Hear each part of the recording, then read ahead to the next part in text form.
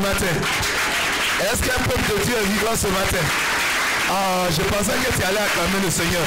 Oh, tu es en train d'acclamer un homme. Alléluia. Alléluia. Ah, que le Seigneur te bénisse. Shalom, shalom à vous tous. Je vous salue dans le nom de Jésus. Que le Seigneur vous bénisse. Alléluia. Que Dieu bénisse tous ces serviteurs, ces servantes qui sont là à l'école EIDS-JC, École internationale des disciples. Alléluia, du Seigneur, de notre Seigneur Sauveur Jésus-Christ de Nazareth. Alléluia. Que le Seigneur vous bénisse. Shalom à tous ceux qui nous suivent en ligne sur WhatsApp, sur WhatsApp, sur YouTube et sur Facebook. Acclame le Seigneur Jésus-Christ de Nazareth. Dieu vous bénisse tous ceux qui nous suivent en ligne. Je vous bénis, alléluia, pour l'amour que vous avez pour la parole de notre Dieu. Alléluia. Que Dieu vous bénisse. Alors, on va commencer tout de suite. Père, merci pour ce temps puissant que tu nous donnes encore de partager ta nourriture, ta parole. Alléluia.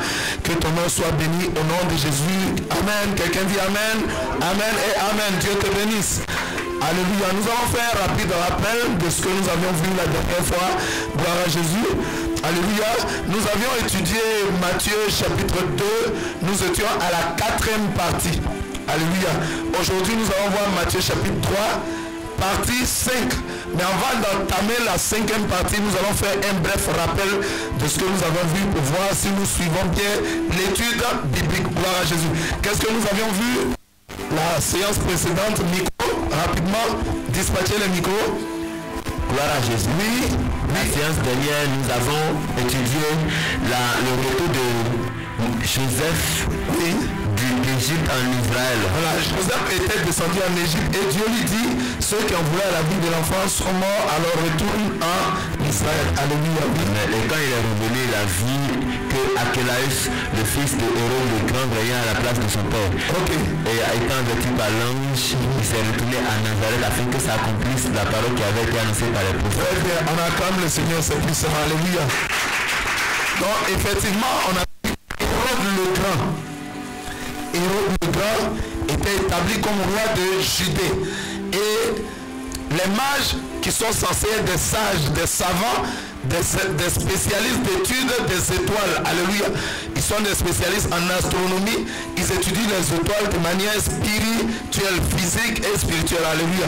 Donc ces derniers ont vu une très grande étoile, ils ont dit mais quelle est cette étoile?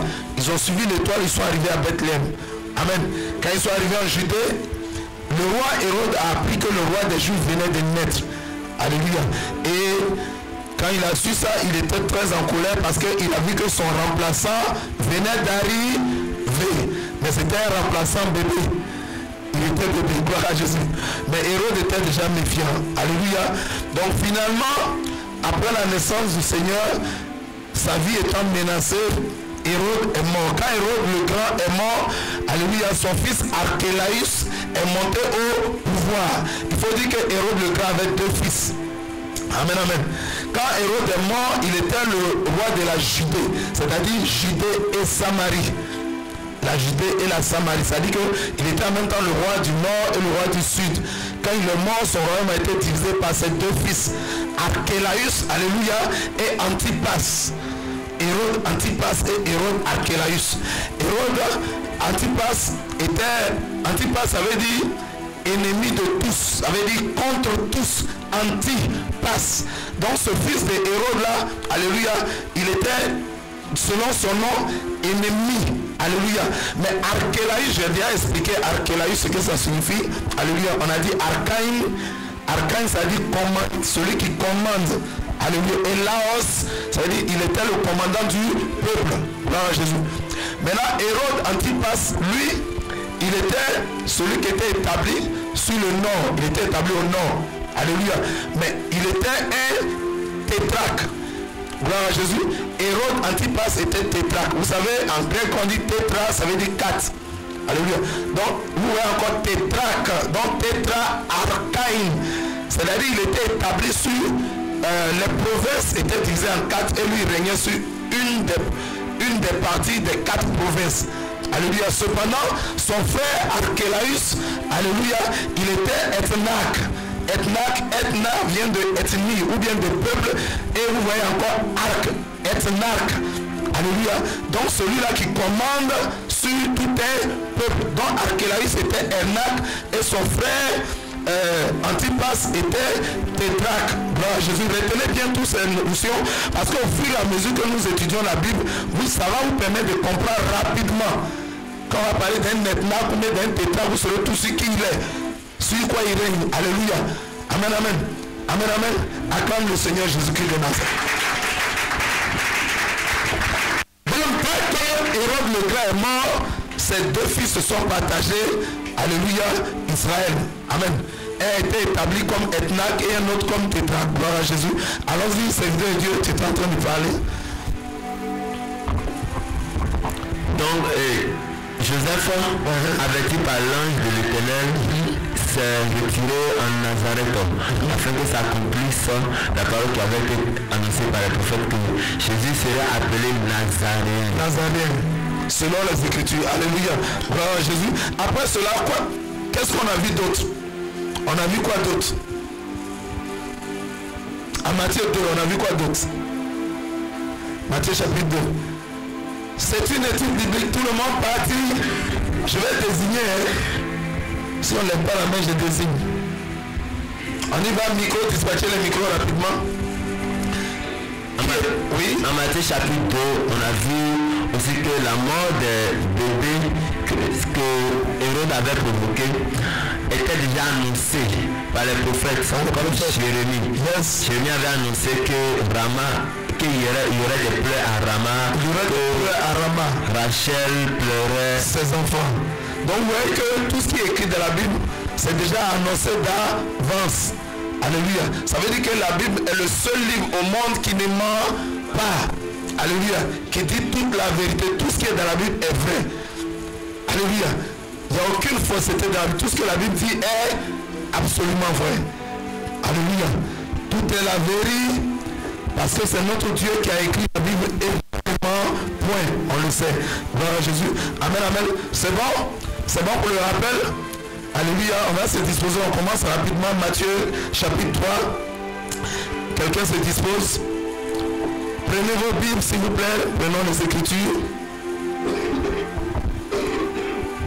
Alléluia. Nous avançons lentement mais sûrement. On n'est pas pressé. Alléluia. On avance lentement mais sûrement. Nous ne sommes pas pressés. Les Écritures sont longues. On va prendre la peine de méditer pas à pas. Prenons nos Bibles en Matthieu chapitre 3, verset 1 et je lis. Tous ceux qui nous suivent en ligne, prenez les Écritures également. Matthieu chapitre 3, à partir du verset 1, je lis. En ce temps-là parut Jean-Baptiste prêchant dans le désert de Judée. Verset 2, il disait, repentez-vous, car le royaume des cieux est proche. Verset 3, Jean est celui qui avait été annoncé, alléluia, par Ésaïe le prophète, lorsqu'il dit, c'est ici la voix de celui qui crie dans le désert. Gloire à Jésus. Amen. Le mot désert est répété ici plusieurs fois. La Bible dit, en ce temps-là, parut Jean-Baptiste prêchant dans le désert de Judée. Un désert, c'est quoi? Un désert. On explique dans des notions les plus simples, dans des mots les plus simples. On n'utilise pas les gros mots. Oui, Nico, rapidement. Un désert, c'est quoi? Le désert vous amène à penser à quoi? Qui comprend le désert? Qui connaît le désert? Oui. Gloire à Jésus. Yes. Le désert. Bon, le désert peut représenter la difficulté pour un chrétien. Les difficultés. Les épreuves. D'accord. Elle amène tout ce à quoi le désert amène. Amen. C'est pas mal. Mais avant de faire comme ça, il faut souvent d'abord donner, si vous pouvez donner l'explication de l'étymologie, ça dit où le mot est quitté, ou si c'est pas ça, vous dites au moins, avant de dire ce que ça représente quoi. Selon vous, quand vous êtes désert, dans le désert il y a quoi? Et c'est dans le désert. C'est un vide. Le désert parfois comme un vide. Il y a quoi dans le désert ensuite? Est-ce qu'il n'y a pas d'eau? Est-ce qu'il y a beaucoup de nourriture dans le désert? Est-ce qu'il y a beaucoup d'eau dans le désert? Non. Amen. Oui. Donc dans le désert, c'est un peu l'idée de sécheresse, l'idée de manque. Alléluia. L'idée de rareté. Gloire à Jésus. Amen. Amen, amen. Donc dans le désert, il n'y a pas d'eau, il n'y a pas de nourriture. En tout cas, on n'en trouve pas en danse. Et le désert, c'est l'idée de un lieu aride, une terre aride. Une terre aride, c'est une terre sèche où des plantes ne poussent pas comme ça. Amen. Gloire à Jésus. Quelqu'un comprend? Et la Bible dit, est-ce que si un lieu où il n'y a pas assez de nourriture, assez d'eau, est-ce qu'on peut retrouver beaucoup de monde là-bas? Alléluia. Est-ce qu'un homme va aimer aller vivre dans le désert? Puisque l'homme, il a besoin de boire régulièrement de l'eau, il a besoin de manger. Alléluia. Et si ça manque là-bas, il y aura beaucoup d'hommes là-bas? Il y aura beaucoup de foules là-bas? Non. Gloire à Jésus. Non.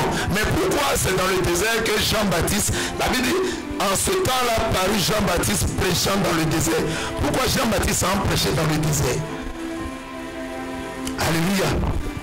Pourquoi il ne cherche pas un lieu où il y a assez de monde pour aller prêcher, pour que sa prédication puisse porter?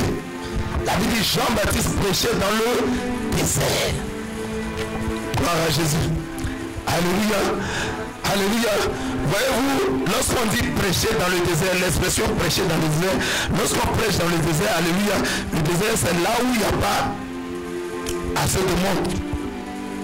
Amen. Amen. Amen. Donc lorsque vous évoluez dans le désert, ou bien un homme de Dieu, il va prêcher dans le désert, ça veut dire beaucoup de choses. Ça veut d'abord dans un premier temps dire que vous pouvez aller prêcher dans un lieu où il y a du monde, mais les gens ne vous écoutent pas. Ou bien ils vous écoutent, ils entendent. Alléluia. Alléluia.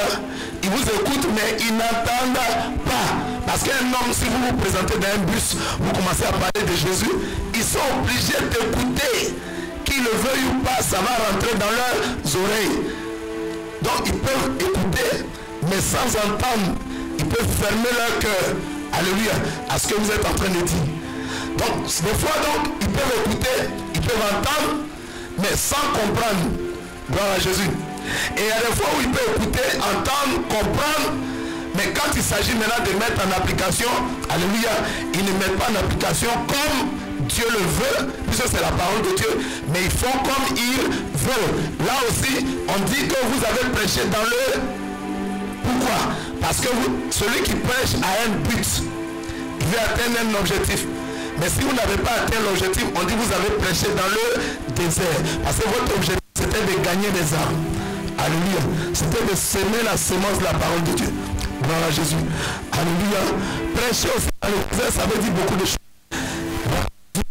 Quelqu'un comprend? Alléluia. Quelqu'un acclame le Seigneur s'il a commencé à comprendre.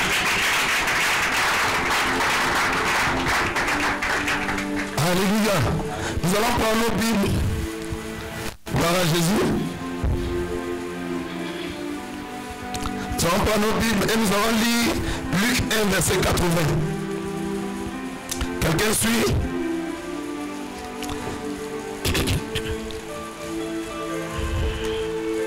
Luc chapitre 1, verset 80, rapidement.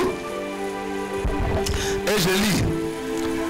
La Bible nous parle de Jean-Baptiste. La Bible dit que Jean-Baptiste était en train de prêcher dans le désert. Alléluia. Qu'est-ce que la parole de Dieu nous dit en Proverbe 22, verset 6? Instruis l'enfant selon la voie qu'il doit suivre. Et quand il sera vieux, il ne s'en détournera pas. Gloire à Jésus. Alléluia. Qui était Jean-Baptiste? Qui était Jean-Baptiste? Jean-Baptiste était le fils du sacrificateur Zacharie. Gloire à Jésus. Alléluia. Et sa mère était Élisabeth. Alléluia. La cousine de Marie, mère de Jésus. Alléluia. Donc ça veut dire que Jean-Baptiste avait des parents serviteurs de Dieu. Le père de Jean, qu'on appelle Zacharie, vous voyez, on verra ça plus tard dans la Bible où la Bible dit que le roi David a établi 24 classes de sacrificateurs. C'est comme 24 groupes de pasteurs. C'est comme chaque dimanche, on dit c'est tel pasteur qui prêche. Un autre dimanche, on dit c'est lui-là qui dirige. Donc le roi David avait établi, alléluia, 24 classes de sacrificateurs, alléluia. Et les sacrificateurs passaient une fois par semaine, 2 fois l'an, 2 fois l'année. Alléluia. Et Zacharie faisait partie de la 8e classe, qu'on appelle la classe d'Abia. Zacharie, je parle de Zacharie. Zacharie faisait partie. David a divisé le groupe des pasteurs, des sacrificateurs en 24. Et le père de Jean-Baptiste, Zacharie, était de la 8e classe, qu'on appelle la classe d'Abia. Vous vous souvenez quand un jour, sa classe a été tirée et il devait aller faire le service. Et c'est pendant qu'il faisait le service, pendant que sa femme Elisabeth était stérile, il faisait le service et l'ange lui a dit, ta femme, tes prières ont été exaucées. Il dit, mais quelle prière? J'ai tellement prié, j'ai tellement introduit des prières devant Dieu, j'ai tellement parlé à Dieu, j'ai plein de prières devant le trône de Dieu. Laquelle a été exaucée? Il dit, ta femme Elisabeth t'enfantera un fils et tu lui donneras le nom Jean. Oui. Donc Jean a pour père Zacharie et sa mère c'est Elisabeth. Ça veut dire quoi? Je parle de cela pour qu'on sache que les parents de Jean étaient des serviteurs de Dieu. Donc Jean a grandi dans une atmosphère spirituelle. Il a grandi dans une atmosphère de serviteur de Dieu. Papa serviteur de Dieu, maman servant de Dieu. Alléluia. Prenons maintenant Luc 1 verset 80 et je lis. Luc chapitre 1 verset 80. Or l'enfant croissait et se fortifiait en esprit. Et il demeura dans les déserts jusqu'au jour où il se présenta devant Israël. Est-ce que quelqu'un comprend? L'enfant grandit, il croissait, il se fortifiait en esprit. Alléluia. Et il demeurait dans les déserts. Afin des déserts, Jean a habité à ça. Alléluia. Pourquoi Jean partait prêcher dans le désert? Pourquoi il allait prêcher dans le désert de Judée? Pourquoi? Son univers c'était le désert. Son atmosphère c'était le désert. Son habitude c'était le désert. Alléluia. Amen, amen. Amen, amen. Gloire à Jésus. Il était habitué au désert. Quelqu'un dit désert. Quelqu'un dit désert. Il était habitué au désert. Gloire à Jésus. Alléluia. Alléluia. Il était habitué au désert. Oh, le désert symbolise quoi? On a dit un manque de nourriture, d'eau. Dans le désert, alléluia, c'est la souffrance. C'est les difficultés. Tu ne manges pas. Tu ne bois pas de l'eau. Alléluia. C'est les difficultés. Jean était habitué à ça. En tant que serviteur de Dieu, est-ce que tu es habitué au désert? Alléluia. Il y a des serviteurs qui sont habitués au luxe, sont habitués à la climatisation. Alléluia. Amen, amen. Mais pour que Dieu te forme, Dieu ne te formera pas dans la climatisation. Dieu te formera dans la chaleur. Alléluia. Dieu te formera dans le manque. Tu peux manquer de nourriture. Dieu va te former dans la chaleur, dans les difficultés. Alléluia. Dans le chemin du désert, c'est un chemin de formation. Et Jean était formé depuis petit garçon au désert. Il était habitué au désert. C'est pourquoi quand il est devenu adulte, il a commencé à prêcher. Il se trouvait toujours quoi? Dans son milieu, dans son environnement favori. C'était le désert. Alléluia. Luc 1 verset 80 dit que l'enfant a grandi dans le... Ce dans quoi tu as grandi là, c'est dans ça que tu vas évoluer. Si c'est dans le jeûne, la prière, la méditation de la Bible que tu as grandi, alléluia, c'est ça qui va te déterminer. Gloire à Jésus. Donc, voici la raison pour laquelle Jean, alléluia, prêchait dans le désert. Mais la Bible dit quoi? Allons-y, retournons à Genèse 3, Matthieu 3. Retournons à Matthieu 3. Gloire à Jésus. La Bible dit, en ce temps-là parut Jean-Baptiste prêchant dans le désert de Judée. Qu'est-ce que Jean disait? Repentez-vous, car le royaume des cieux est proche. Quel était le message de Jean? Au jour d'aujourd'hui, on attend plusieurs messages. Tu seras riche, tu seras béni, allez, tu vas te marier, tu seras élevé, tu vas voyager. Il y a des gens qui ne connaissent même pas Jésus, mais ils sont avions, c'est comme leur mini-car, leur baca. Ils sont dans l'avion chaque fois. Ils ne connaissent même pas Jésus. Amen, amen. Amen, amen. C'est vrai, Dieu bénit. Alléluia. Dieu bénit, Dieu élève, Dieu donne mariage. Alléluia. Mais ce n'est pas ça l'essentiel. C'est pas ça la première des choses. La première des choses, c'est quoi? C'est le salut. C'est le salut. Alléluia. Et c'est le message de la repentance. Jean-Baptiste dit, il dit, repentez-vous car le royaume des cieux est proche. Quand Jésus va venir, en Jean 3, verset 2, Jean dit, repentez-vous. Quand Jésus viendra pour débuter le ministère, en Jean 4, verset 17, il dira quoi? Repentez-vous car le royaume des cieux est proche. Même message. Le message primordial, c'est la repentance. Alléluia. Parce que le monde a été souillé par le péché. Et les hommes ont besoin de se repentir. Tu vas être dans l'assemblée, tu seras béni, tu seras grand. C'est pas mauvais. Alléluia. Mais il faut regarder la vie des fidèles. Le message qu'un homme de Dieu donne doit être conforme, doit être rattaché à la vie des fidèles. Si les fidèles vivent dans le péché, alléluia, si les gens vivent dans la désobéissance, dans l'insoumission, et toi tu continues de dire, tu seras béni, tu seras élevé, le message n'est pas condamnable. Vous comprenez? Alléluia. Quand le peuple est dans le péché, on prêche la repentance pour que le péché se répande. Et moi Jean dit, il dit, repentez-vous car le royaume des cieux est proche. C'est quoi la repentance?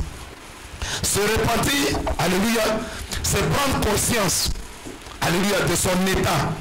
C'est prendre conscience de sa mauvaise vie. Alléluia. Amen, amen.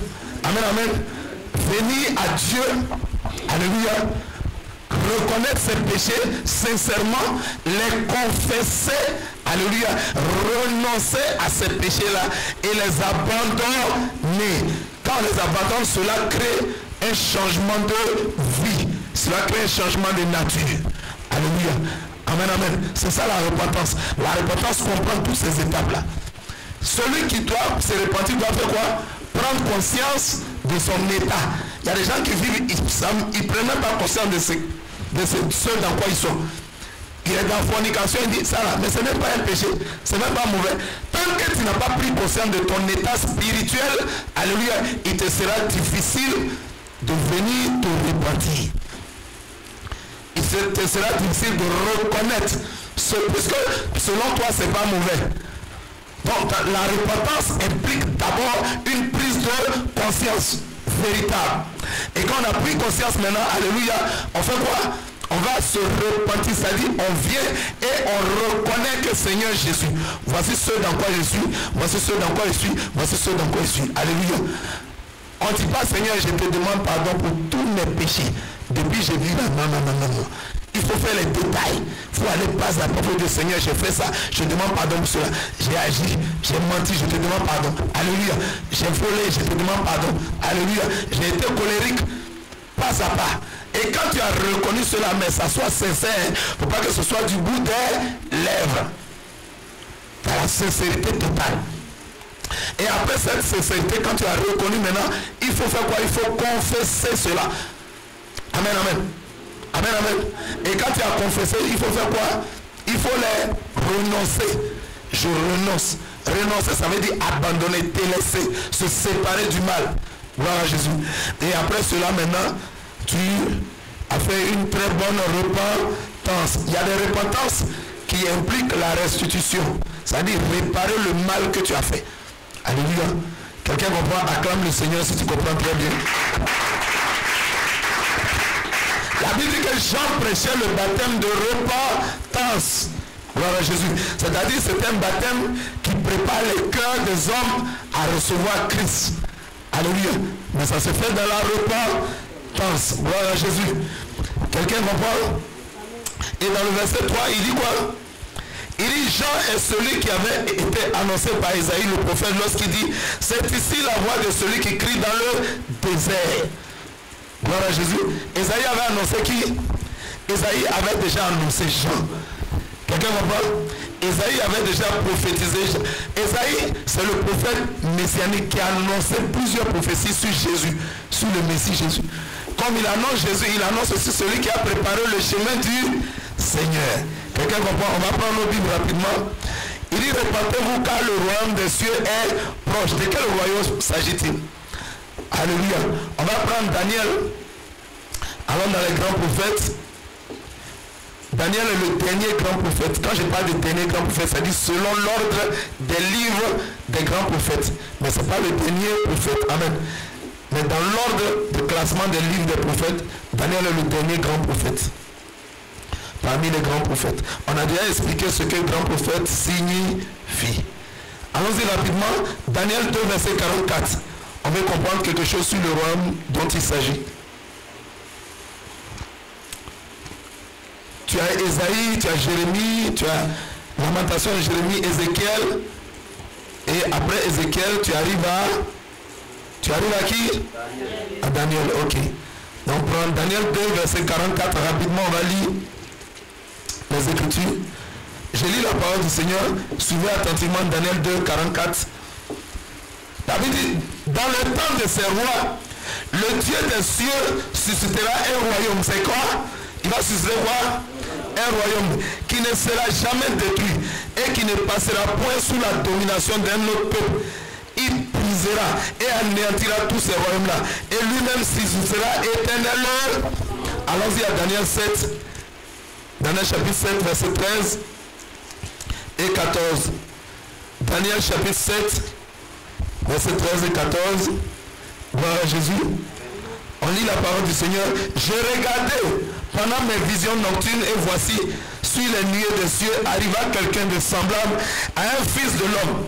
Il s'avança vers l'ancien des jours et on le fit approcher de lui. Verset 14. On lui donna la domination, la gloire et le règne et tous les peuples des nations et les hommes de toute langue le servirent. Sa domination est une domination éternelle qui ne passera point et son règne ne sera jamais détruit. De quel royaume s'agit-il? Il s'agit du royaume de... Quel type de royaume? C'est un royaume. Sur la terre ici, il y a quel genre de royaume? Il y a des royaumes charnels. Alléluia. Mais le royaume dont on est en train de parler, c'est un royaume spirituel.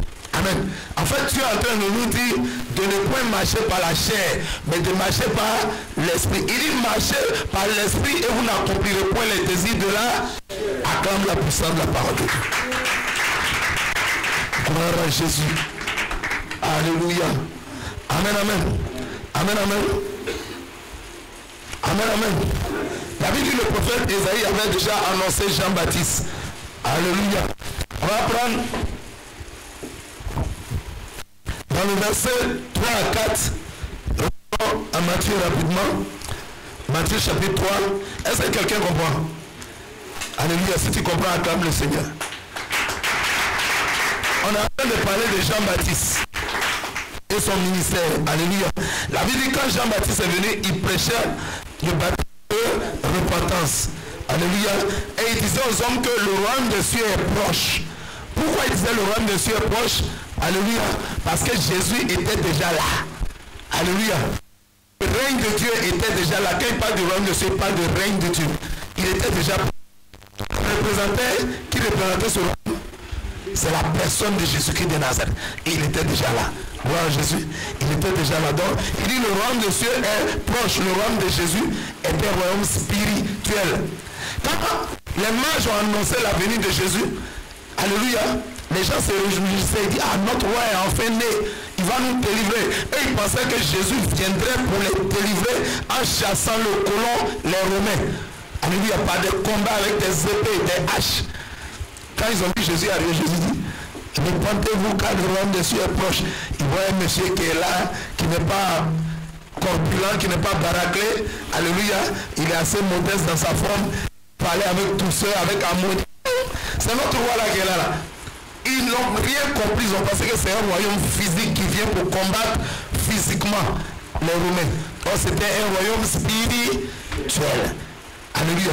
Jésus était venu pour les sauver de leur péché. Gloire à Jésus. Parce que c'est le péché qui est le problème de l'homme. Alléluia. C'est pas parce que tu n'as pas assez de villas qui est ton problème. C'est pas parce que tu n'as pas assez de voitures ou bien tu n'as pas des millions en banque. C'est pas ça. Ton problème c'est le péché. Et le péché, 1 Jean 3, verset 4 dit quoi? La transgression de la loi. C'est la violation de la parole de Dieu. C'est parce que l'homme n'est pas soumis à Dieu, n'est pas obéissant à Dieu. Alléluia. C'est ça qui est le problème de l'homme. Gloire à Jésus. Donc Jésus est venu amener un royaume spirituel. Tu proclames la puissance de la parole de Dieu. Alléluia. Dans le verset 3, Ésaïe parle de Jean. Alléluia. Verset 3. Jean est celui qui avait été annoncé par Ésaïe le prophète lorsqu'il dit: c'est ici la voix de celui qui crie dans le désert, préparez le chemin du Seigneur, aplanissez ses chantiers. Ses sentiers. Verset 4. Jean avait un vêtement de poil de chameau et une ceinture de cuir autour des reins. Gloire à Jésus. Alléluia. La Bible nous parle de Jean. On a dit Jean était comment? Il était un habitué des déserts depuis son enfance. Alléluia. Quelle était sa tenue? Quel était son revêtement? De nos jours, on voit que les serviteurs de Dieu portent des habits, alléluia, amen, amen, de religieux, des gros boubous, avec des franges, pour dire que moi je suis un grand pasteur, je suis un grand serviteur de Dieu. Jean-Baptiste portait un vêtement, alléluia, de poils d'animaux, alléluia, de poils de chameau et une ceinture de cuir autour des reins. Cela symbolisait quoi? On a dit qu'il a grandi dans le désert. Ça symbolise la formation. Jean a été formé dans le désert comme David a été formé où? Dans la brousse. Devant les brebis, alléluia, devant ces brebis, contre les ours et les lions. David a été formé dans la difficulté. Je veux dire à quelqu'un, Dieu te formera dans les difficultés. Alléluia. Amen, amen. Dieu va te former dans les difficultés, dans les épreuves, dans la chaleur. Mais habitue-toi à cela. Alléluia. Gloire à Jésus. Amen, amen.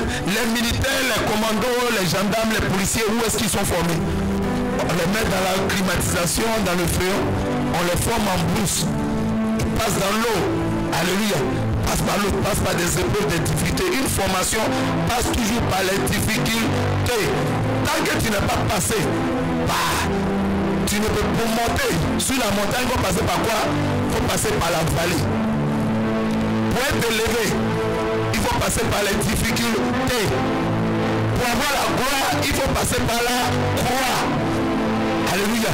Quelqu'un comprend? C'est dans ça que Dieu nous forme. Jean-Baptiste a été formé dans le désert. Et il avait ce accoutrement. On va prendre 2 Rois 1, verset 8. 2 Rois. C'est dans les livres historiques. C'est après Samuel. Josué juge Ruth. Alléluia. 1 Samuel, 2 Samuel et Roi. 2 Rois 1, verset 8. On va lire ça rapidement pour avancer. Et je lis la parole du Seigneur. 2 Rois chapitre 1, verset 8. Allons-y vite. Il lui répondit, c'était un homme vêtu de poils et ayant une ceinture de cuir autour des reins. Et le roi Akazia dit, c'est Élie. Vite, c'est Élie. Ça veut dire, par quoi est-ce qu'on connaissait Élie? Il y a un serviteur qui est venu décrire au roi Akazia. Un homme qui était là-bas, en train de parler, en train de prêcher. Alléluia. Et quand le serviteur a décrit, il dit, le roi Akazia dit, c'est Élie. Il porte quoi? Un vêtement de poil de chameau. Et puis une ceinture, il dit, c'est Élie le Tishbite. C'est le prophète Élie. Acclame la puissance de la parole de Dieu. Alléluia. On doit te reconnaître. Alléluia. Par ton habillement, tu te fais reconnaître. On doit te reconnaître. Un serviteur de Dieu qui porte, comment on appelle ça? Qui porte une servante de Dieu, par exemple, qui porte jupe mini. Est-ce que c'est puissant? Alléluia. Une servante de Dieu qui porte jupe mini, qui porte des habits qui lui tiennent au corps et ça montre toute sa forme. Est-ce que par ça, en principe, on doit te reconnaître en tant qu'une servante de Dieu? La Bible dit à 1 Timothée 2, verset 9, comme pour des femmes qui font profession de servir Dieu, le serviteur de Dieu doit être reconnu par son intérieur, alléluia, par son intérieur et par son extérieur. Alléluia. Par quoi les hommes peuvent te reconnaître? Par ton intérieur. Est-ce que tant que tu ne manifestes pas un caractère, tant que tu ne manifestes pas un comportement, les hommes peuvent te reconnaître? Non. Donc, le caractère, le comportement est intérieur, c'est à l'intérieur. C'est dans le cœur, alléluia. Mais par l'extérieur, les hommes te reconnaîtront par ton habillement. Voilà Jésus. Donc, l'intérieur peut nous faire reconnaître en manifestant des caractères. On verra que ça, c'est un fruit de l'esprit. On verra que non, ça, c'est le fruit de la chair. Gloire à Jésus. Mais par l'extérieur également, on ne connaît pas ton habillement. Si on voit que tu es habillé d'une manière, ça veut dire d'une manière simple, d'une manière modeste. Alléluia. L'apôtre Paul dit avec décence, pudeur et modestie. On pouvait reconnaître Jean-Baptiste par son vêtement. Le vêtement de Jean-Baptiste montrait quoi? Parce que c'est un homme qui est formé dans le désert. Non seulement cela, mais c'est un homme qui est consacré. Il est consacré. Dans consacré, il y a sacré. Alléluia. C'est-à-dire il est serviteur du sacré. Il est serviteur du spirituel. Il est serviteur de Dieu. Par quoi te reconnaît-on? Toi, on te reconnaît par quoi? Est-ce que par ton habillement, on peut reconnaître déjà que tu es un serviteur de Dieu? Voilà Jésus. Jean se faisait reconnaître par son habillement. Il était un serviteur consacré. Alléluia. La consécration, c'est la mise à part. C'est la séparation et la mise à part. Par ton habillement, on peut savoir que tel homme est consacré. Il est réservé pour Dieu. Il se met à part pour Dieu. Il se garde pur. Il se garde saint. Il est à part. Quelqu'un qui est à part, ça veut dire quoi? Quand une orange est à part, quand une mangue est à part, quand une cuillère est à part, ça veut dire quoi? C'est pas mélangé à tout le, c'est à part. Quand on voit Jean-Baptiste, ça c'est Jean-Baptiste. Il est à part, il est consacré. Gloire à Jésus. Acclame la puissance de la parole de Dieu. Gloire à Jésus. Alléluia. Allons-y dans les évangiles rapidement.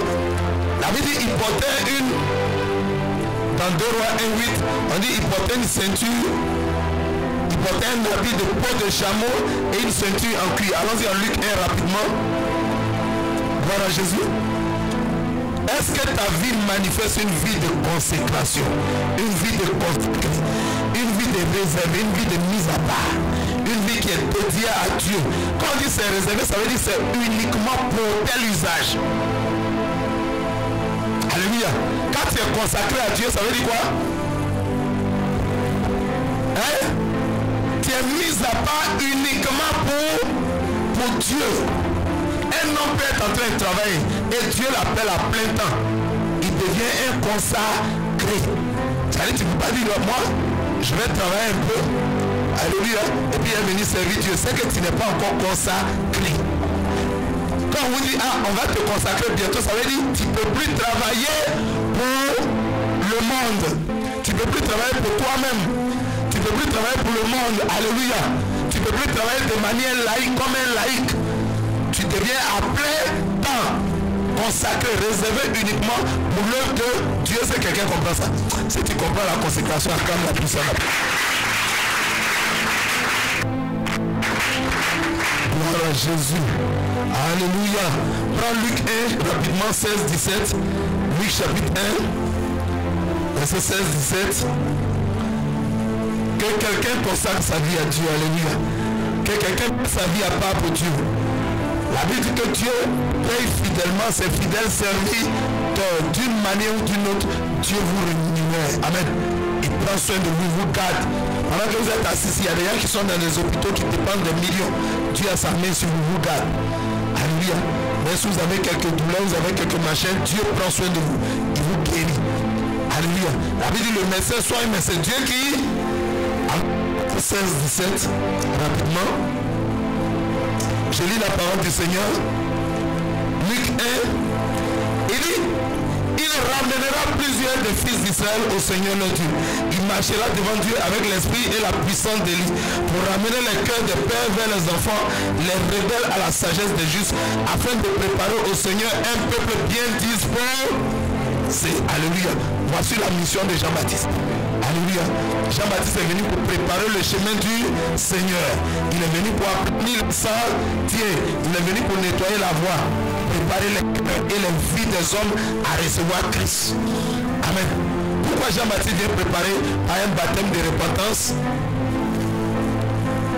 L'homme qui veut recevoir Jésus doit passer par la repentance. Doit se repentir, doit confesser ses péchés. Alléluia. Les abandonner. Afin que l'Esprit de Dieu, quand il reçoit Jésus, son esprit vient habiter en toi. Amen. Est-ce que le Saint-Esprit peut venir habiter dans un corps pécheur? Un corps qui ne s'est pas réparti, tous les péchés sont là. Non. C'est pourquoi Jean-Baptiste est venu préparer le chemin du Seigneur. On y va rapidement. Alors verset 5, les habitants de Jérusalem et de toute la Judée, de tout le pays environ du Jourdain, se rendaient auprès de lui. Et confessant le péché, ils se faisaient baptiser par lui dans le fleuve du Jourdain. Regardez, malgré que la Bible dit que Jean-Baptiste prêchait dans le désert, qu'est-ce qui s'est passé? La Bible dit, tous les habitants de Jérusalem, de la Judée, alléluia, et de tous les pays environ se rendaient auprès de lui. Mon frère, je voulais te dire, ma soeur, tu peux prêcher dans le désert. Alléluia. Amen, amen. Mais si ton ministère, tu peux faire l'œuvre dans le désert. Alléluia. Ça veut dire même là où tu es en train de faire le ministère, il n'y a pas assez d'hommes. Mais c'est ton ministère, un ministère de Jésus. Si c'est Jésus qui t'a réellement mis en mission, il y a des gens qui ouvrent l'œuvre, ce n'est pas des boutiques. Est-ce que quelqu'un me comprend? Pourquoi à tout bout de champ, quelqu'un a, on m'a parlé de telle chose dans l'église. Donc je fais quoi? Je quitte l'église, je m'ai formé mon église. Je m'ai construit moi-même mon église. Non, non, non, non, non. Ce n'est pas une boutique. Gloire à Jésus. Si Jésus t'a réellement appelé, peu importe le petit coin où tu seras caché, même si c'est dans la forêt, l'église va traîner des foules. Les gens vont quitter Jérusalem, ils vont quitter la Judée, ils vont quitter toute la Samarie, ils quitteront tous les environs pour venir à toi. Pourquoi? Parce que tu es réellement mis en mission par Dieu. Quelqu'un comprend la parole de Dieu?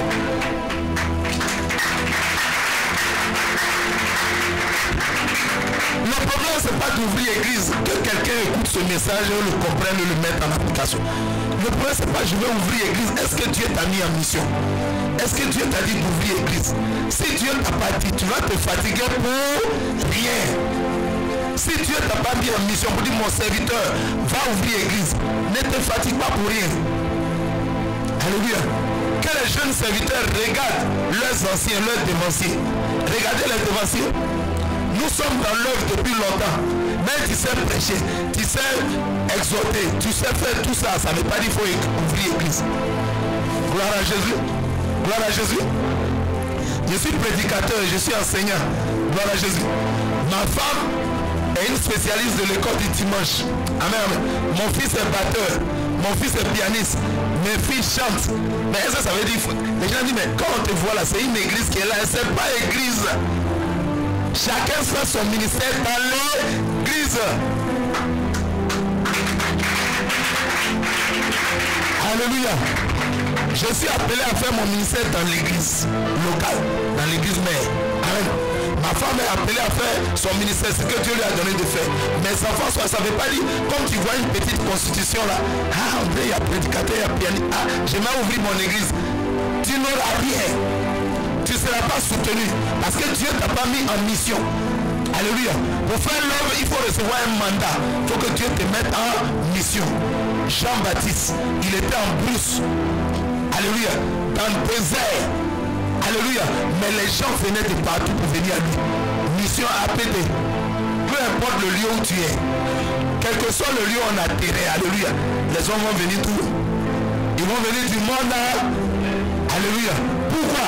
Pourquoi ils viennent du monde entier? Selon le moteur du comportement humain, alléluia, selon le moteur du comportement humain, l'homme est attiré, alléluia.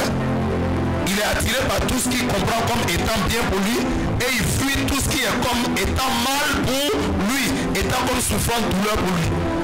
Vous comprenez le moteur du comportement humain? Ça veut dire ce qui attire l'homme, c'est qu'est-ce qui fait bouger un homme, qu'est-ce qui le fait mouvoir. Alléluia, on appelle ça le moteur du comportement humain. L'homme bouge quand il sent que là où je suis allé là, je vais avoir quelque chose là-bas. Si c'est qu'il peut avoir le salut, quelque part, il vient là. Si c'est qu'il aura le salut en venant quelque part, il vient là. Gloire à Jésus. Amen, amen. S'il comprend quelque chose comme étant mal pour lui, il fuit ça. Si on dit aux hommes, venez demain dans tel lieu, tous ceux qui viendront, on va leur couper un pied. Vous allez voir que vous allez attendre pendant des heures, des semaines, des mois, il n'y aura personne. Mais si vous dites demain, venez dans tel lieu, on va vous distribuer 5 millions, les gens vont commencer à converger là-bas. Tout le monde, tout à Abidjan. Il y a d'autres même, à partir de 21h, ils vont mettre cailloux. C'est le lendemain matin, ils vont mettre briques. Il y en a qui vont mettre des seaux. Pourquoi?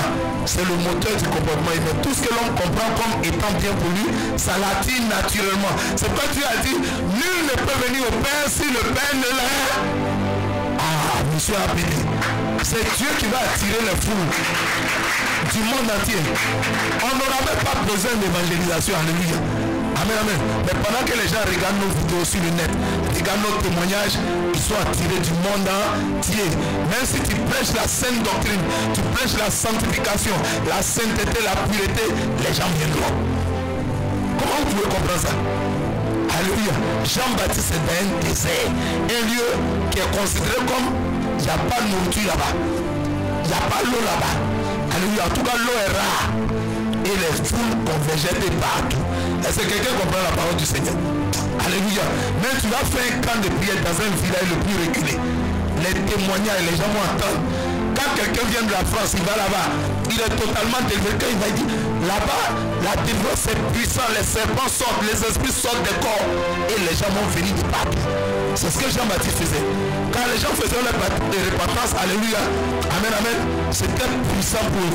Ils sentaient qu'ils avaient la paix du cœur, leur péché était ôté. Gloire à Jésus.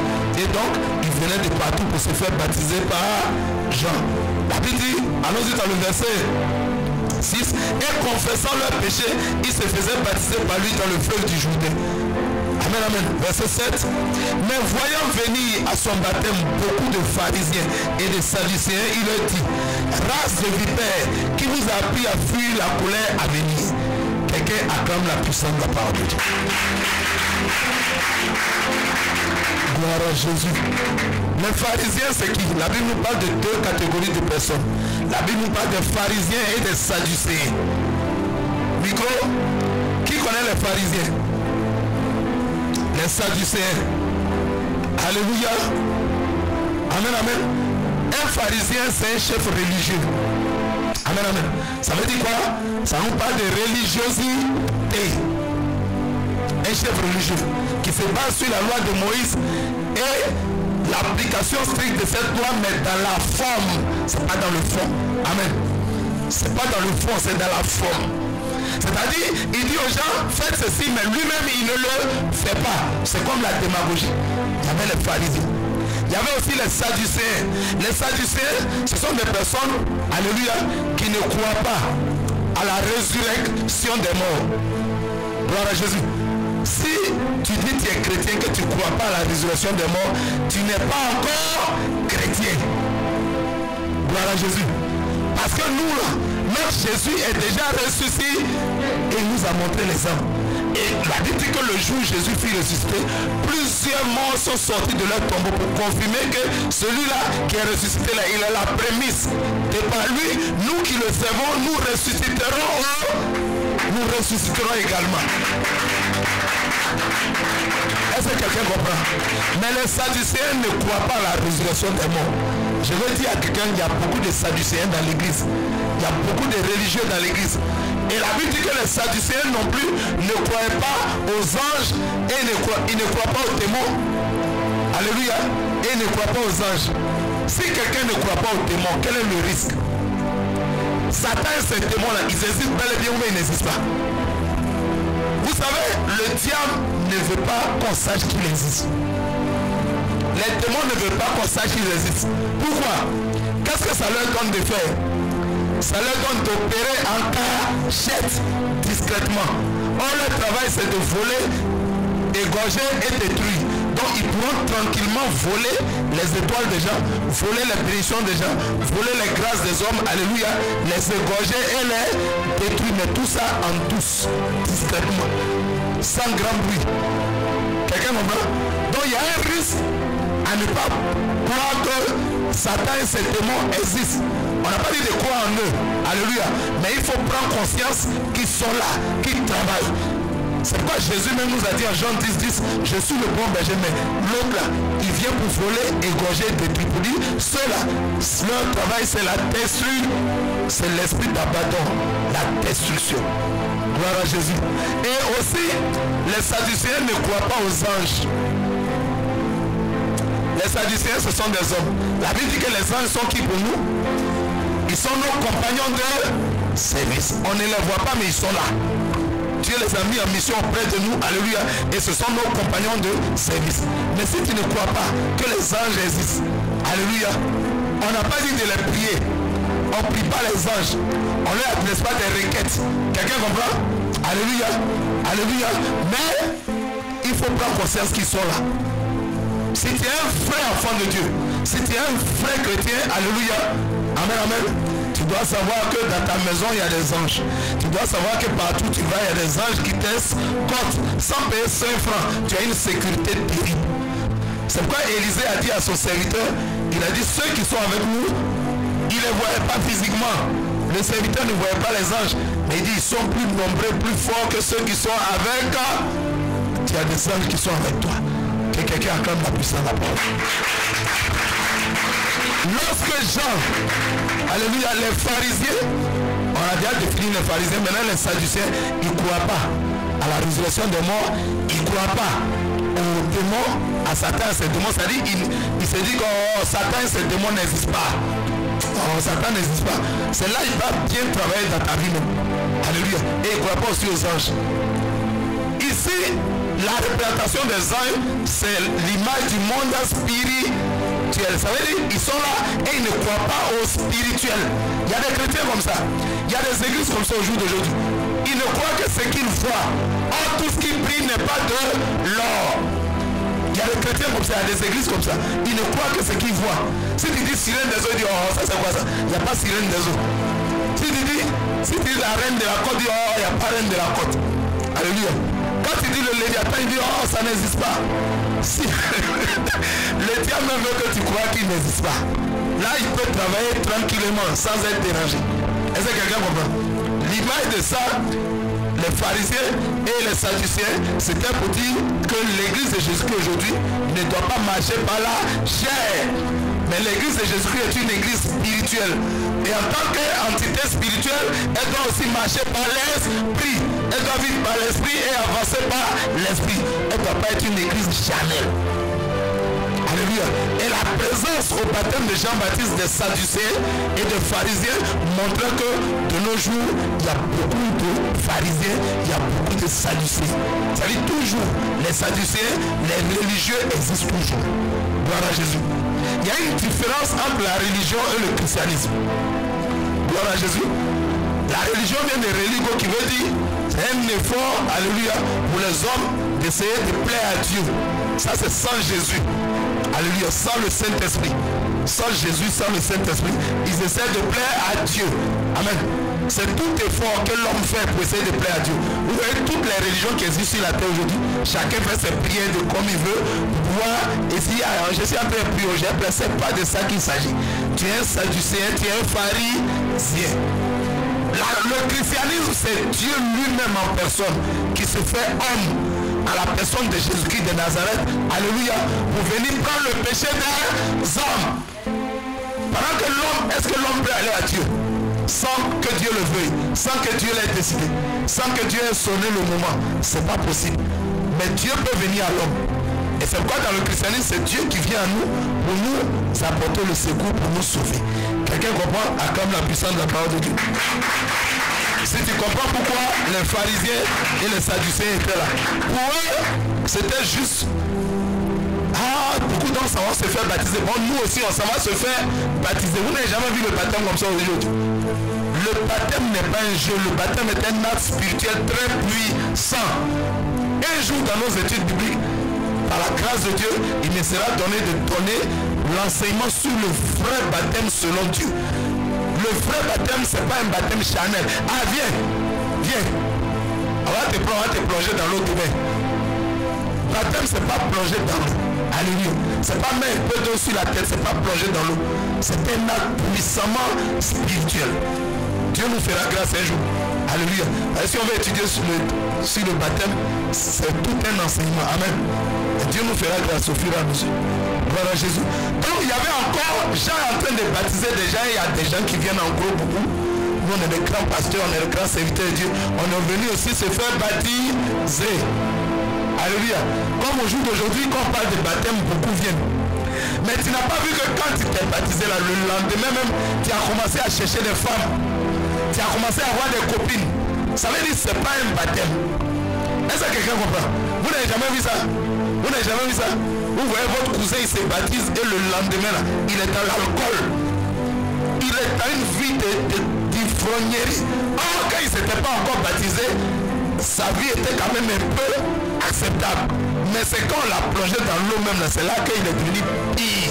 Ça veut dire quoi? C'est pas un baptême. Il a vu le baptême là comme les pharisiens qui sont arrivés quand Jean-Baptiste. Il a vu le baptême comme les sadducéens. Alléluia. Dieu veut une église spirituelle. Il n'a pas besoin d'une église charnelle. Quelqu'un comprend? Et tout ce qui se fait dans l'église est spirituel. Quelqu'un comprend? Acclame le Seigneur si tu comprends. Verset 7. Mais voyant venir à son baptême beaucoup de pharisiens et de sadducéens, il leur dit: race de vipères, qui vous a appris à fuir la colère à venir? Une vipère, c'est quoi? C'est un serpent. Alléluia. Un serpent très lumineux. Mais l'image de vipère, c'est un serpent. Serpent, c'est quoi? Qu'est-ce qui caractérise en général le serpent? C'est la ruse. C'est-à-dire, Jean était en train de dire homme rusé. Vous pensez que le baptême de Dieu, c'est pour venir juste vous plonger dans l'eau? C'est pour venir juste venir vous mettre dans le groupe comme tout le monde se baptise. On veut être baptisé. Il y a des conditions et des critères spirituels pour se faire baptiser. Gloire à Jésus. Pour se faire baptiser, il y a des critères. Gloire à Jésus. Amen, amen. Amen, amen. Est-ce que quand Jésus est venu à Jean et il a baptisé là, est-ce que Jésus avait des démons en lui? Gloire à Jésus. Amen, amen. Est-ce que quand Jésus est venu se faire baptiser, est-ce qu'on a versé un peu d'eau sur sa tête? Baptême vient de baptiser qui veut dire plonger, immerger totalement. Ça veut dire mourir avec Christ et revenir à la vie avec Christ. Alléluia. Gloire à Jésus. Amen, amen. Pour se baptiser aussi, il faut faire la repentance. Et j'ai déjà expliqué la repentance tout à l'heure. C'est une repentance sincère. Il faut avoir été délivré. Il faut passer totalement. Sinon, si tu as des démons, quand tu plonges dans l'eau, avec les démons, tu ressors avec tes démons. Gloire à Jésus. Amen, amen. Donc vous voyez qu'il y a des gens qui se sont fait baptiser. Le lendemain, il est devenu un ivrogne. On ne peut plus le maîtriser. Il y a des gens qui se sont fait baptiser et le lendemain, ils sont devenus des adultères, des fornicateurs par excellence. Ça dit grave même. Ça veut dire que ce n'est pas baptême. C'est ce que Jean essayait d'expliquer ici dans ce texte. Pour dire, quand il a dit aux pharisiens et aux sadducéens, vous venez penser qu'on est en train de s'amuser ici. Vous venez pour montrer aux gens que comme c'est un mouvement religieux qui est en train de se faire, nous aussi on est dedans. Il ne s'agit pas d'un mouvement religieux. Il s'agit du monde spirituel. Dieu nous fera la grâce d'expliquer le baptême. Acclame le Seigneur jusqu'à. Jean va dire race de vipères, ça veut dire des hypocrites. Vous êtes des rusés et des hypocrites. Gloire à Jésus. Vous êtes des rusés et des hypocrites. Pourquoi Jean leur disait ça? Pourquoi Jean leur dit ça? Alléluia. Quand Israël quittait en Égypte, il y a un groupe de personnes qu'on appelait comment? Prenons la Bible. Nombre 11.4. Nombre chapitre 11.4. Nombre c'est après Lévitique. Genèse, Exode, Lévitique, Nombre. Nombre 11, verset 4, rapidement. J'ai lu le texte. Est-ce que quelqu'un est béni? Est-ce que quelqu'un est béni? Est-ce que quelqu'un est en train de recevoir les esprits? Acclame le Seigneur. Verset 4, je lis. Alléluia. Voilà. La Bible dit, le ramassis des gens qui se trouvaient au milieu d'Israël furent saisis de convoitise.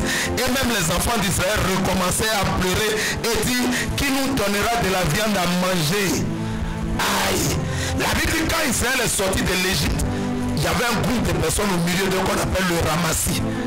Dans le mot ramassis, il y a quoi? Ramassis. Alléluia. C'est comme des gens qui sont venus comme ça au hasard. Alléluia. Il y a des gens qui viennent à Christ au hasard. La vie en Christ n'est pas une vie au hasard. Tu te promets quand tu passes, tu vois une fille rentrer dans l'église, tu rentres aussi. Pasteur, je vais donner ma vie à Jésus. Oui, je suis accepté. Alléluia. Je suis chrétien à partir de tu es ramassis. Tu es rentré dans l'église à cause de la soeur là. Alléluia. Il y a des gens qui passent devant l'église, ils entendent une musique. Et ici la batterie là, c'est bien, mais la musique est entrée, il rentre là-bas. Sans donner sa vie à Jésus. Et il fréquente l'église depuis ce jour-là. Tu es un ramassis. Est-ce que quelqu'un comprend? Cherche à avoir une relation personnelle avec Christ. Est-ce que quelqu'un comprend? La Bible dit le ramassis des gens qui se trouvaient au milieu d'Israël. Ça veut dire quoi? Israël était là, au milieu d'eux se trouvent des gens qui ne sont pas des Israélites. Amen. Mais qui sont venus se mélanger à eux. Pendant que Jean faisait le baptême, tous ces gens qui venaient sincèrement et se repentaient, les pharisiens, les sadducéens sont venus comme des ramassis. Alléluia. Ils sont venus se mélanger aux gens. Alléluia. Quelqu'un comprend? Les pharisiens d'aujourd'hui, c'est des gens qui m'ont dit, moi je suis chrétien, un vrai chrétien. C'est des gens qui m'ont dit, je suis chrétien évangélique. Quand tu vas fouiller dedans, il n'y a rien de chrétien dedans. Quelqu'un comprend? Si tu es comme ça, tu es un ramassis, cherche à rencontrer Jésus. Alléluia. Amen, amen. Quelqu'un acclame le Seigneur. Gloire à Jésus. J'aimerais vous dire une chose ce matin. C'est que si tu es vraiment un serviteur de Dieu, tu es un enfant de Dieu. Alléluia. En principe, selon la parole de Dieu, tu as l'assurance de ton salut. C'est vrai ou c'est faux? C'est vrai ou c'est faux? La Bible dit en Romains 8, verset 16, l'Esprit de Dieu, alléluia, l'Esprit de Dieu, Romains 8, verset 16, atteste à notre esprit, alléluia, que nous sommes des enfants de Dieu. Attester, ça veut dire quoi? L'Esprit de Dieu confirme à ton esprit. Il parle à ton esprit, tu es un enfant de Dieu, tu es un enfant de Dieu, tu es un enfant de Dieu. Alléluia. Amen, amen. À 1 Jean 5, verset 13, la Bible dit quoi? 1 Jean chapitre 5 verset 13, la Bible dit, je vous ai écrit ces choses, alléluia, afin que vous sachiez que vous êtes des enfants de Dieu, afin que vous sachiez que vous avez la vie éternelle. Il dit, je vous ai écrit afin que vous sachiez que vous avez la vie éternelle. Dans d'autres religions, les gens ne savent pas qu'ils sont sauvés. Dans certaines religions, quand Dieu sait vous êtes sauvés, ah nous on ne sait pas où. Alléluia. La Bible nous dit, nous les enfants de Dieu, on sait. Alléluia. Parce que l'Esprit de Dieu nous dit cela. Il parle à notre esprit régulièrement pour nous attester que nous sommes enfants de Dieu. Gloire à Jésus.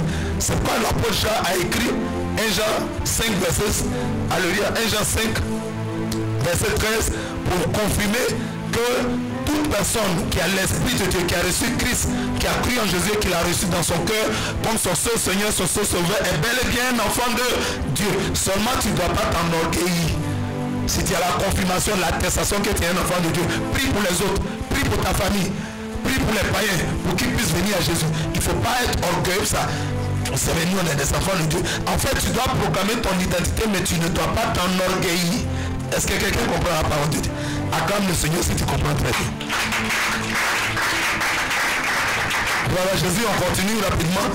Jean, après avoir donc réprimandé, fait des reproches aux pharisiens, aux sadducéens, verset 8 dit, produisez donc du fruit digne de la repentance et ne prétendez pas dire en vous-même, nous avons Abraham pour père, car je vous déclare que de ces pierres-ci, Dieu peut susciter des enfants à Abraham. Il y a beaucoup d'enfants de pasteurs qui disent, moi je suis déjà sauvé parce que je suis enfant de pasteur. Est-ce que c'est comme ça on est sauvé? Il y a beaucoup d'enfants de servants de Dieu qui disent, moi je suis déjà sauvé parce que mon papa est pasteur, ma maman est pasteur.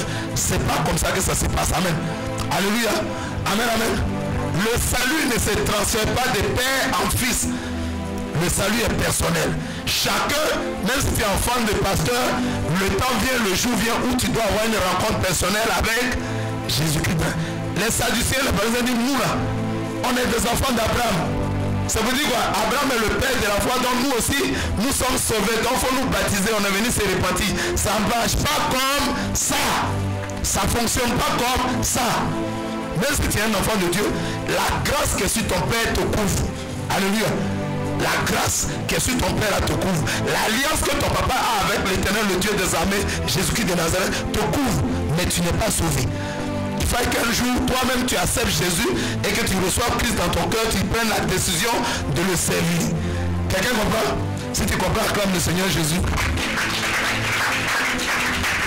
Jean l'a dit, ne prétendez pas dire en vous-même, nous avons Abraham pour père, car Dieu peut susciter des enfants à Abraham. Verset 10. Déjà la cognée est mise à la racine des arbres. Tout arbre donc qui ne produit pas de bons fruits sera coupé, jeté au feu. Dieu dit, Dieu dit par la bouche de Jean, il dit, le jugement a déjà commencé. Je vous ai dit la dernière fois, il n'y avait pas de jugement sur la terre, il n'y avait pas de péché. Tant qu'il n'y avait pas de péché sur la terre. Le jour où le péché a commencé, le jugement a commencé.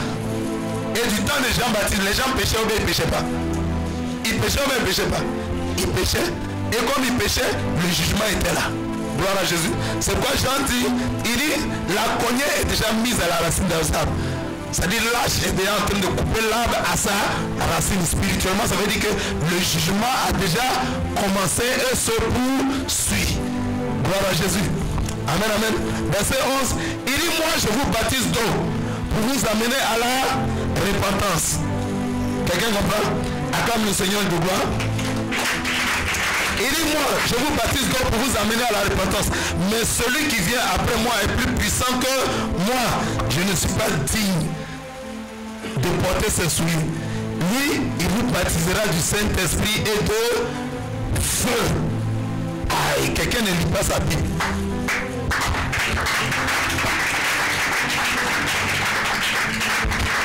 Jean commence maintenant. Alléluia. Jean était un serviteur de Dieu humble. Vous avez vu qu'il portait un habit en poil de chameau. Alléluia.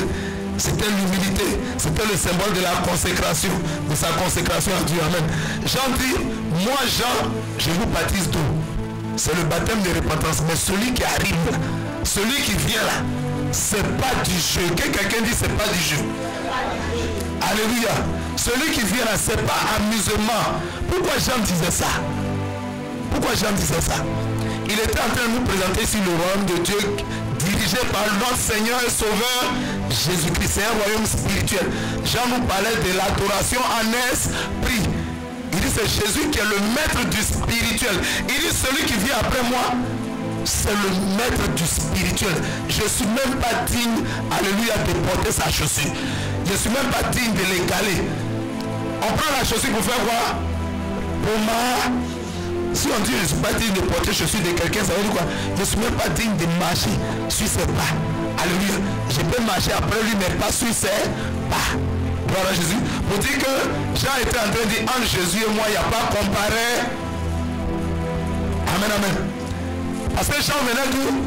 Jean vient d'où? Le baptiste, il vient d'où? Il est en bas. Il vient d'où? De la terre. Jésus vient d'où?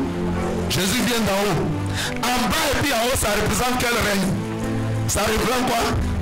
Jean représente le règne extérieur. Alléluia. Le règne humain. Et Jésus qui vient d'en haut représente quoi? Le monde spirituel. C'est ce que Jean était en train d'enseigner. Il dit Jésus est le maître du spirituel, il représente le monde spirituel. Alléluia. Mais moi je prends l'eau physique pour vous baptiser. Lui va vous baptiser du Saint-Esprit et de feu. Qui connaît le baptême du Saint-Esprit? Ça veut dire quoi? Baptême du Saint-Esprit. Être baptisé du Saint-Esprit. Oui, micro. C'est être rempli du Saint-Esprit.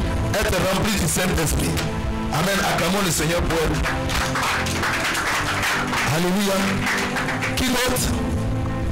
Baptême du Saint-Esprit. Baptême du Saint-Esprit. Jean dit, moi je vous baptise d'eau. On a dit baptême vient du baptiseur qui veut dire quoi? Immerger, plonger dans, mais dans l'eau.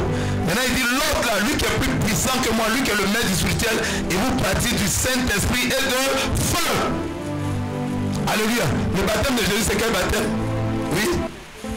Le baptême du Saint-Esprit. Prenez le micro s'il vous plaît.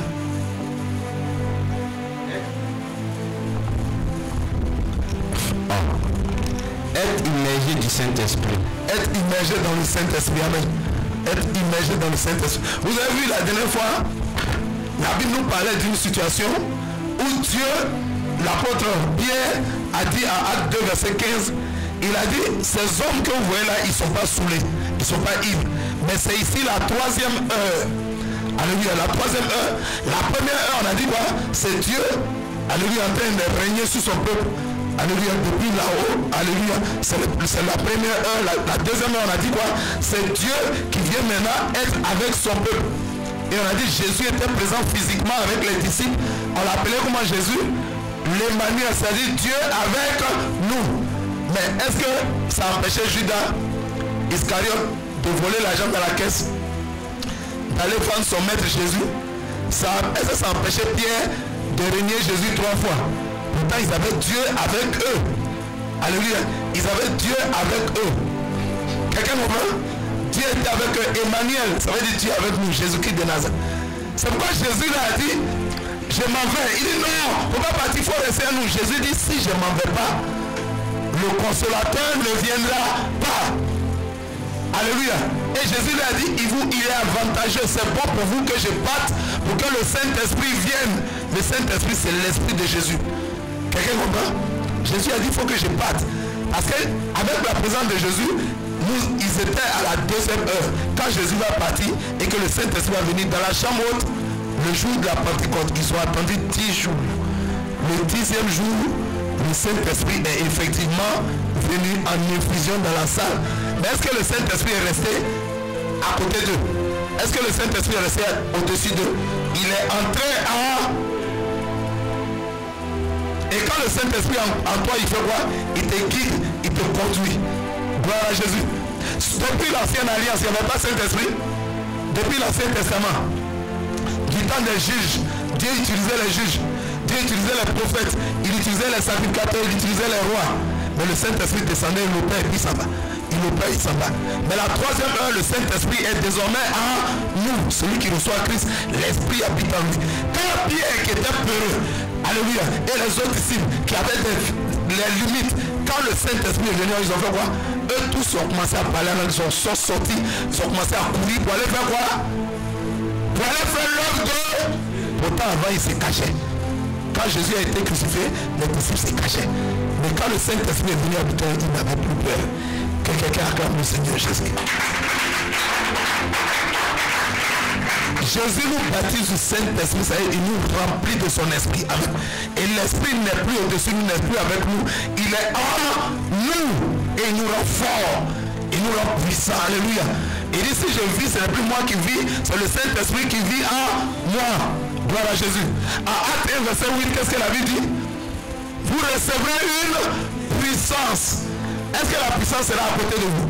Il dit, vous recevez une puissance. Le Saint-Esprit viendra en vous, sur vous, et il rentrera en vous, et vous serez mes témoins. Le Saint-Esprit en nous, l'espérance de la gloire, la puissance de la manifestation de Jésus-Christ de Nazareth.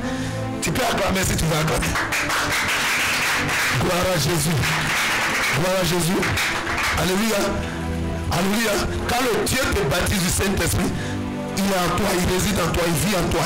Et il te guide, il te conduit. Alléluia. Il te contrôle depuis là-haut ou bien à côté de toi. Il est en toi. Quand tu es baptisé du Saint-Esprit, tu es immergé dans le Saint-Esprit. Tu es connecté au Saint-Esprit qui est en toi. Désormais. Quelqu'un comprend? Et la Bible dit, il nous baptisera du Saint-Esprit et de feu. Le baptême de feu, c'est lequel? Le feu représente quoi? Le feu, ça veut dire, le feu fait quoi? Le feu fait quoi?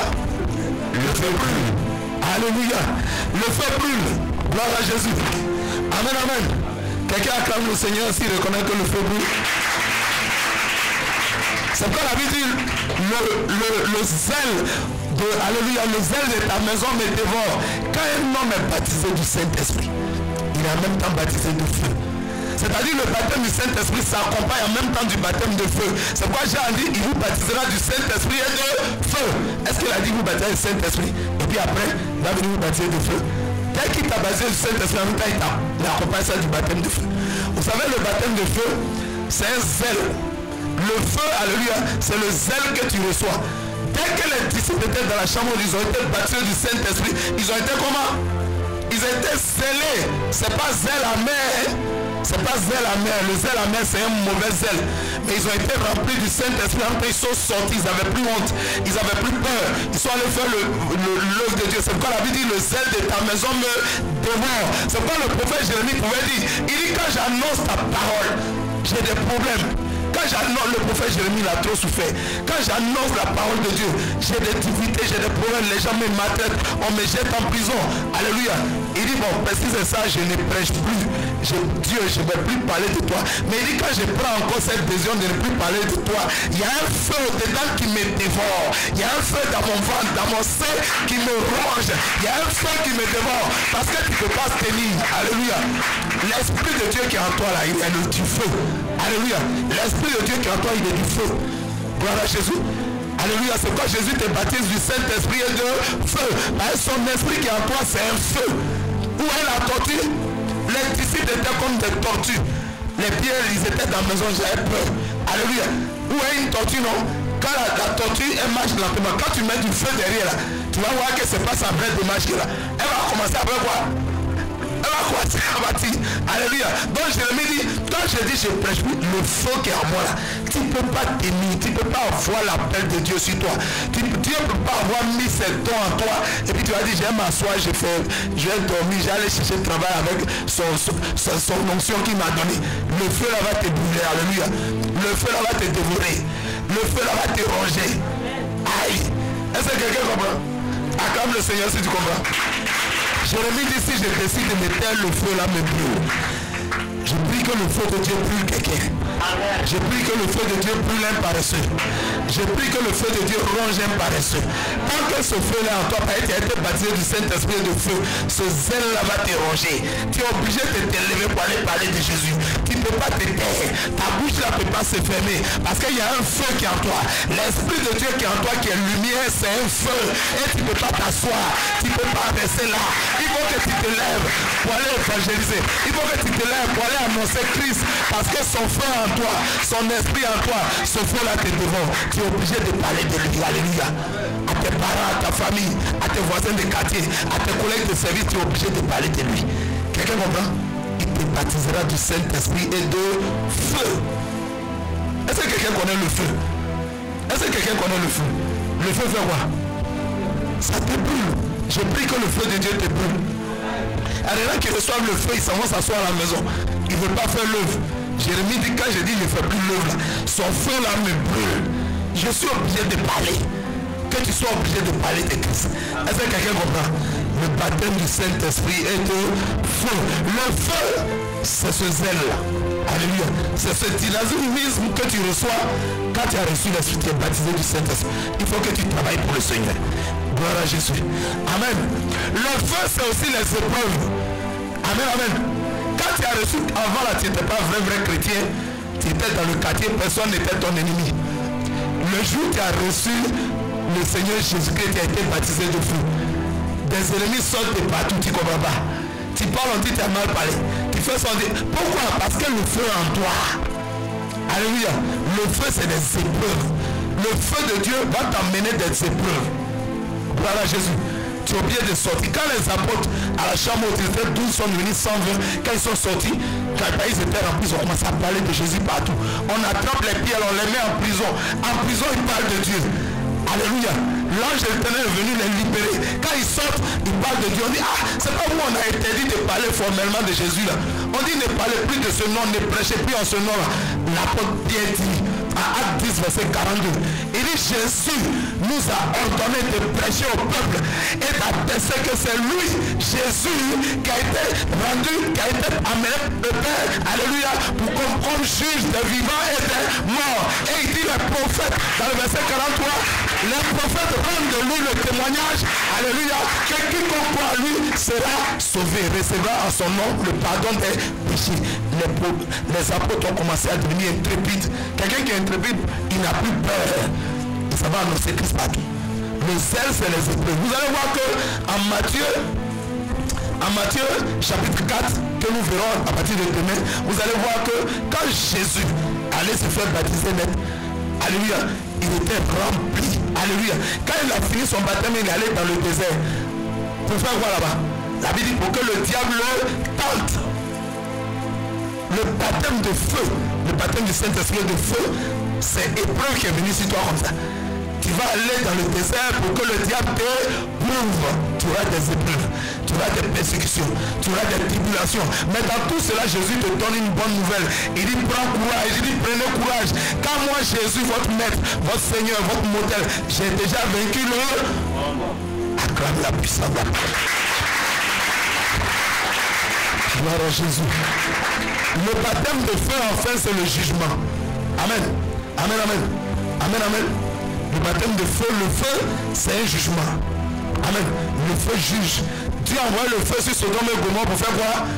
Pour juger Sodome et Gomorrhe. Quelqu'un comprend? Acclame la puissance de la parole de Dieu. Le feu, enfin, symbolise le jugement. On y va rapidement. Verset 12. Il dit, il a son vin à la main, il nettoiera son air, il amassera son blé dans le grenier, mais il brûlera la paille dans un feu qui ne s'éteint point. On dit quoi? Il va brûler la paille dans un feu qui ne s'éteint point. La paille, c'est l'image de quoi? Le blé, c'est l'image de quoi? La Bible dit, un homme a planté du blé, et la nuit, son ennemi est venu planter des livrets. L'image du blé, le blé, c'est les enfants de Dieu.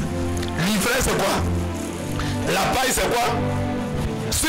Alléluia, il dit, il brûlera la paille dans un feu qui ne s'éteint point. Vous voyez que le baptême de feu, alléluia, symbolise aussi enfin le jugement. Acclame la puissance de la parole de Dieu. Non, Jésus, est-ce qu'on a encore du temps? On a juste besoin de 4 minutes pour finir. Amen, amen. Juste 4 minutes. On a déjà fini, mais ça va vite. La Bible dit dans le verset 13, alors Jésus vint de la Galilée au Jourdain vers Jean pour être baptisé par lui. Waouh! Que quelqu'un dise waouh! Que quelqu'un dise waouh! Aïe! Jésus le Seigneur. Tous ceux qui venaient pour se faire baptiser par Jean, quel est leur caractéristique? Tous ceux qui acceptaient en dehors des pharisiens et des sadducéens. Oui? Micro? Ils faisaient la repentance de leur vie et de leur péché. Ils faisaient la repentance. Quand on fait la repentance, c'est par rapport à quoi? La repentance, c'est par rapport à quoi? Au péché. Par rapport au péché. Mais celui qui est venu devant Jean pour être baptisé par lui, est-ce qu'il avait des péchés? Comment on l'appelait? Jésus de... Est-ce que Jésus a péché puis il vient pour que Jean le baptise? Verset 14, mais Jean s'y opposait. Pourquoi Jean s'oppose au baptême de Jésus? Jean connaît les règles du baptême. Alléluia. Il sait que les gens viennent pour se repentir de leurs péchés avant qu'on les baptise. C'est-à-dire qu'ils ont les péchés. Ils reconnaissent ça. Gloire à Jésus. Amen, amen. Donc ils doivent se repentir. Le brigand, il y avait 2 brigands à la croix. Et il y a un qui dit, toi Jésus, là, si tu es vraiment le Messie, faut nous sauver, il faut te sauver toi-même. Sauve-toi et puis sauve-nous. L'autre brigand dit, mais toi, tu ne crains pas Dieu, là? Si j'étais à ta place, Luc 23, verset 43, il dit, si j'étais à ta place, tu ne sais pas que lui là, nous là, on est à la croix, on nous a coulé par là, on est mauvais, on est des méchants, à cause de nos péchés, on est à la croix ici. Mais lui là, il n'a rien fait de mal. Quelqu'un comprend? Il dit, il n'a jamais péché. Mais comment Jésus qui n'a jamais péché vient au baptême des gens? Mais Jean s'y opposait en disant, c'est moi qui ai besoin d'être baptisé par toi, et tu viens à moi? Verset 15, Jésus lui dit, laisse faire maintenant, car il est convenable que nous accomplissions ainsi tout ce qui est juste. Et Jean ne lui résista pas. Pourquoi? Jésus n'a pas péché, il vient se faire baptiser. C'était pour quelle raison? Jésus est venu porter les péchés de l'humanité, de toute l'humanité. Premièrement. Deuxièmement, Jésus est venu montrer l'exemple. Pour dire, tous ceux qui vont se réclamer de moi, qui vont se reconnaître en moi, alléluia, ils doivent reconnaître leurs péchés, les confesser, les abandonner, renoncer à ces péchés-là, alléluia, amen, amen, et passer par le baptême, alléluia.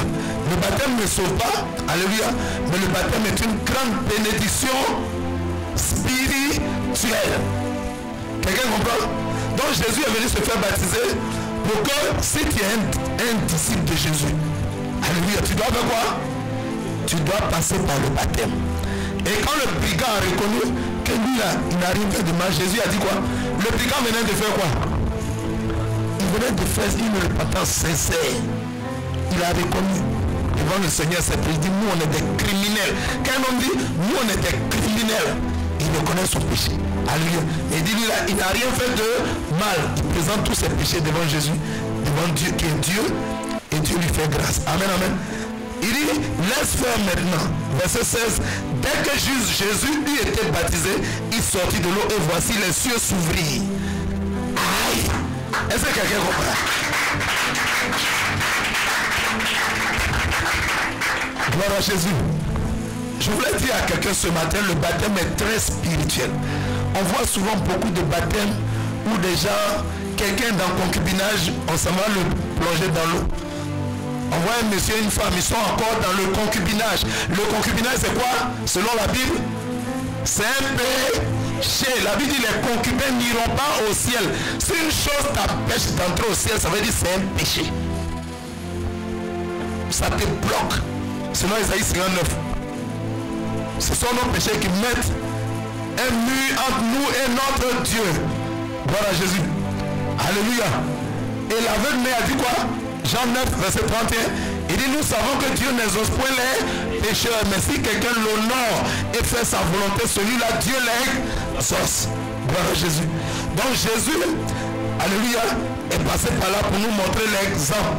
Si tu es un enfant de Dieu, tu dois te faire baptiser. Mais Jésus est venu se faire baptiser dans quel état? Dans quel état spirituel? C'est comme ça que les hommes doivent venir au baptême. Mais le baptême n'est pas une charnelle. Le baptême est très spirituel.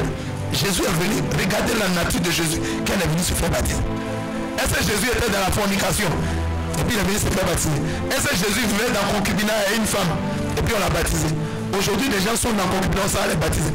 Et puis après le rinçage, on leur dit, allez-y maintenant vous mariez. Marie, elle ne va pas venir. Gloire à Jésus. J'ai demandé à des gens, on m'a dit, depuis le pasteur nous a baptisé, on est dans le concubinat, mais nous avons...